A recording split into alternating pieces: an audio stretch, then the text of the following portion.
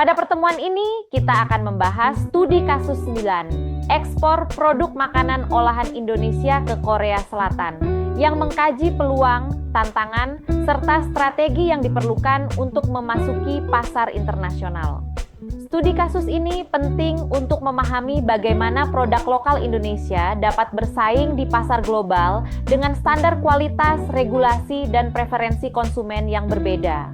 Pada studi kasus ke-9 ini, kita membahas ekspor produk makanan olahan Indonesia ke Korea Selatan. Pasar Korea Selatan menunjukkan pertumbuhan permintaan yang signifikan terhadap produk makanan olahan, khususnya makanan yang bercita rasa unik, praktis, dan siap saji, sejalan dengan gaya hidup masyarakat yang modern dan serba cepat. Indonesia melihat peluang ini melalui berbagai produk unggulan, seperti bumbu instan, sambal, mie instan, serta camilan tradisional yang dikemas secara modern agar lebih menarik bagi konsumen Korea. Keunikan cita rasa Indonesia menjadi nilai tambah dalam persaingan pasar. Namun demikian, terdapat tantangan khusus yang harus dihadapi, yaitu standar keamanan pangan Korea Selatan yang sangat ketat serta preferensi rasa konsumen yang spesifik. Oleh karena itu, produsen Indonesia perlu melakukan adaptasi produk secara cermat, baik dari sisi formulasi rasa, kemasan, maupun kepatuhan terhadap regulasi pangan.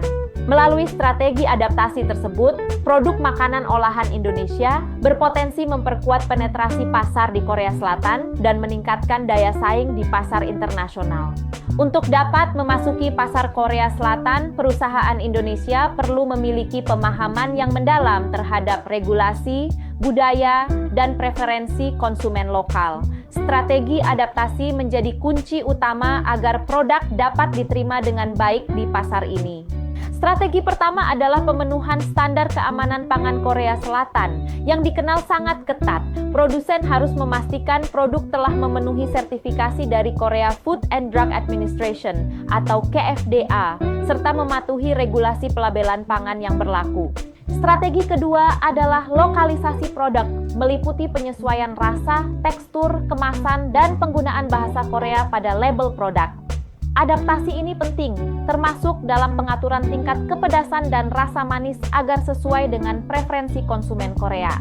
Strategi ketiga adalah penguatan distribusi digital, melalui kolaborasi dengan distributor modern dan pemanfaatan platform e-commerce lokal seperti Coupang dan Naver Shopping, sehingga jangkauan pasar dapat diperluas secara lebih efektif dan efisien. Melalui penerapan strategi adaptasi tersebut, produk makanan olahan Indonesia memiliki peluang besar untuk diterima dengan baik di pasar Korea Selatan, meningkatkan daya saing internasional, serta memperkuat citra Indonesia sebagai produsen makanan olahan berkualitas di pasar global. Sebagai hasil dari penerapan strategi adaptasi yang tepat, ekspor produk makanan olahan Indonesia ke pasar Korea Selatan menunjukkan kinerja yang sangat positif. Strategi lokalisasi produk yang disesuaikan dengan selera konsumen Korea, serta pemanfaatan saluran distribusi digital dan modern, terbukti mampu meningkatkan daya saing produk Indonesia di pasar tersebut. Pertumbuhan ekspor tercatat cukup konsisten, dengan peningkatan sekitar 15% secara year on year. Angka ini menunjukkan bahwa produk makanan olahan Indonesia semakin diterima dan diminati oleh konsumen Korea Selatan, baik melalui saluran retail modern maupun platform e-commerce lokal. Selain pertumbuhan penjualan, keberhasilan ini juga berdampak pada peningkatan brand awareness produk Indonesia di pasar Korea. Konsumen semakin mengenal produk makanan olahan asal Indonesia, yang pada akhirnya membuka peluang ekspansi ke kategori produk baru, serta memperkuat citra kuliner Indonesia sebagai produk yang berkualitas, unik, dan relevan dengan gaya hidup modern masyarakat Korea Selatan.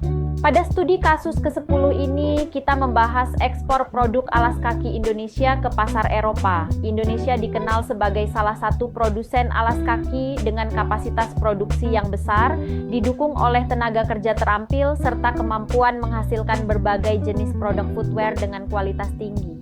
Pasar Eropa menjadi peluang yang sangat menarik karena memiliki daya beli yang tinggi dan permintaan yang stabil terhadap produk alas kaki. Namun, pasar ini juga menuntut standar kualitas yang ketat, desain yang inovatif, serta komitmen terhadap prinsip keberlanjutan lingkungan dan etika produksi. Oleh karena itu, untuk dapat bersaing di pasar Eropa, produsen alas kaki Indonesia perlu mengombinasikan keunggulan kapasitas produksi dengan pemenuhan standar internasional, inovasi desain, dan strategi pemasaran yang tepat agar produk dapat diterima dan memiliki nilai tambah di pasar global. Untuk dapat bersaing dan berkelanjutan di pasar Eropa, produsen alas kaki Indonesia perlu menerapkan strategi yang komprehensif dan terintegrasi. Pasar Uni Eropa tidak hanya menilai produk dari sisi harga, tetapi juga dari aspek kualitas, keamanan, desain, dan keberlanjutan lingkungan.